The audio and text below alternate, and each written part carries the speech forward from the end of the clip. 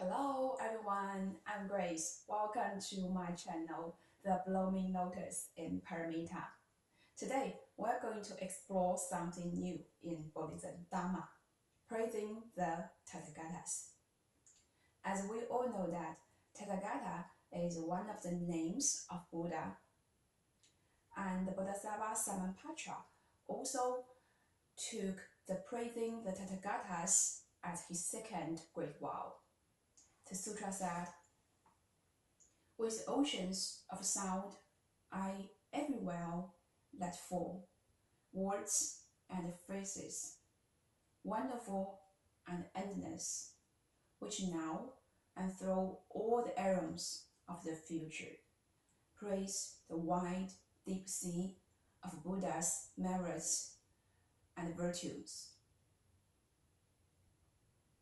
The Buddha possesses the supreme wisdom and glories in the universe, and that there are basically everything in his nature, which means he actually doesn't need any praising or regarding from us. But why we still have to regard our praise to the Buddhas, and why the Bodhisattva Samantabhadra made his second great vow as praising the Tathagata. Let's see what is the praising. According to the dictionary, praising is a positive identification with people, objects, or issues. Praising Tathagatas, which means our identification to the Buddhas. It also shows our respect and admire to the Buddhas. The most important thing is it shows our determination to following Buddha and obey his rules. Someone may feel curious, like, yeah, we do want to follow Buddha's teaching and follow his steps, and we take Buddha as our tutor. However, we had tutors before in the universities or colleges, but we never take praising him or her as an official lesson. That's a quite nice question. However, we're talking about different things here. Think about that. When we are talking about the Buddhism cultivations, we are talking about following Buddha's teaching. We take Buddha as our role model. We are going to follow him, and we are going to follow his path, and following his steps one step by another step, we are going to the same destination as Buddha, which is attaining the great enlightenment.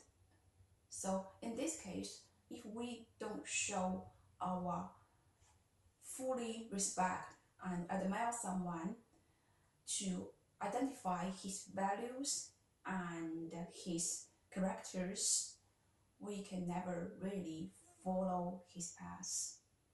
It's different story from the college tutors or university tutors. It also reminds me another meaning of praising, same frequency resonance. When we're talking about band, frequency, resonance, they are all physics terms. However, those physics terms and physics principles can always work in our life. Like we mentioned before, our ultimate aim of the Buddhism cultivation is attaining the great enlightenment and becoming a Buddha. In other words, we are making a lifelong effort to approach the Buddhahood, right? Say there is an infinite near point of Buddhahood. How can we go there? Definitely, we cannot buy a ticket from Air Canada, right? They won't sell such ticket for us. But we can approach there by change and adjust our frequency. The first thing we need to know is everything has a frequency. No matter me or you or even Buddha. I have my own frequency, you have yours. Buddha has his unique frequency. Even a being, a cell phone, or a stone, they have their frequencies too. So when you call someone, when you try to use your cell phone to send a signal to someone, actually cell phone works like match the signals to another cell phone, stays in the same frequency and same channel. That's the way how you can talk, right? So as long as we confirm that Buddha is going to be our whole life role model, the first thing we should to do is to give him a call and tell him that I admire you. I want to praise you that how noble your behavior were, and I realize that I would like to follow your teaching and obey your teaching for all my life long. This is the first step to connect with Buddha and to resonate with Buddha. If you can do that sincerely, you will see the miracle of the praising. Some people might say, Buddha is so bright and perfect. I would like to follow his teaching very much. However, I just could not give someone a real praising from my heart. It's so difficult for me. I heard some people complain the same thing before, so I went to search some studies in the psychological perspective. It says why we are unwilling to discover the good side of others or unwilling to express our praise to someone. It's because there is a strict logic in our subconscious mind. There can be only be one good. Like the standard of the good can be only and one. If I give you that comment, I can't be the good person. If I admit that you are nice, it means I'm not good enough.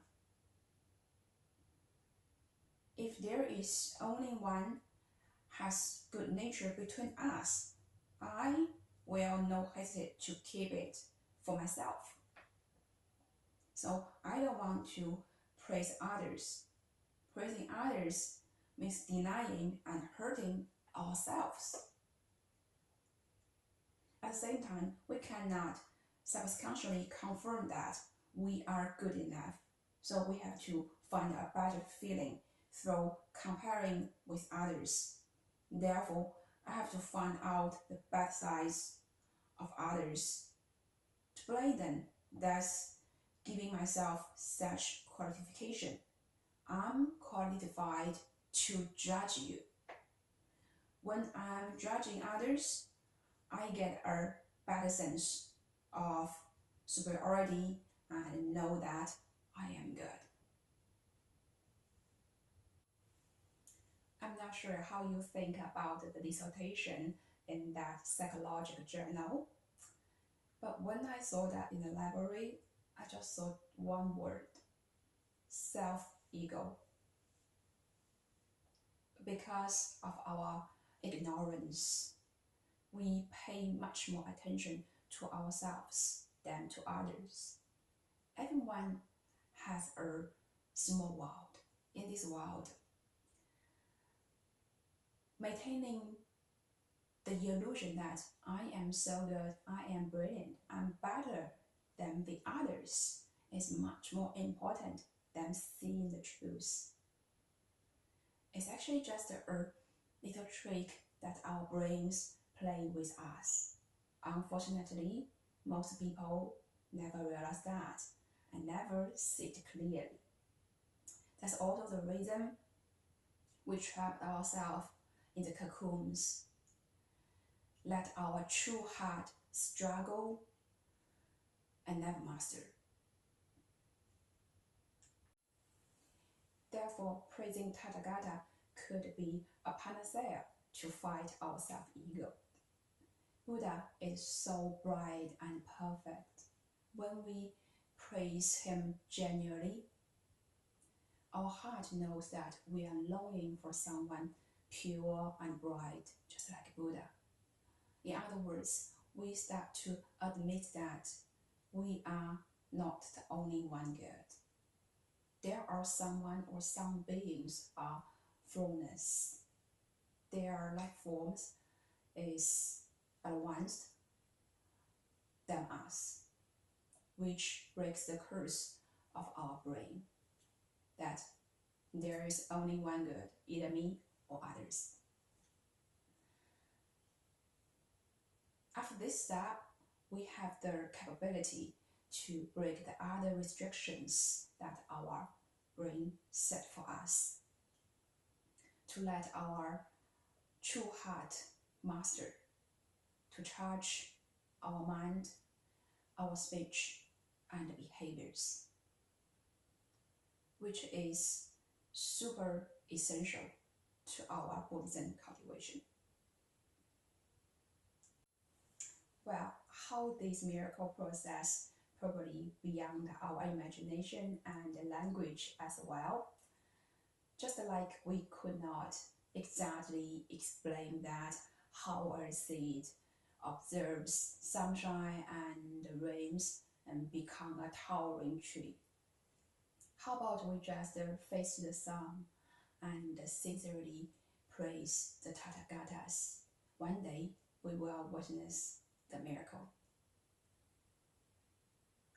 Lastly, when we praise the Buddha, we are not only praising the Tathagatas, we are also praising our self-nature, because Buddha said his self-nature is equal as every being's self-nature. If we admire Buddha, we praise Buddha sincerely, the light from our self-nature will emerge. This is the sunlight from our inner world, which can break through the darkness of ignorance and blend to the wisdom light of Buddha. It can eventually show us the truth of a universe of oneness. Okay, this is our Dharma talk today. Hope there's something to inspire you. If you like my channel or my videos, please subscribe. Then we can see each other every week. Thank you for listening. Bye.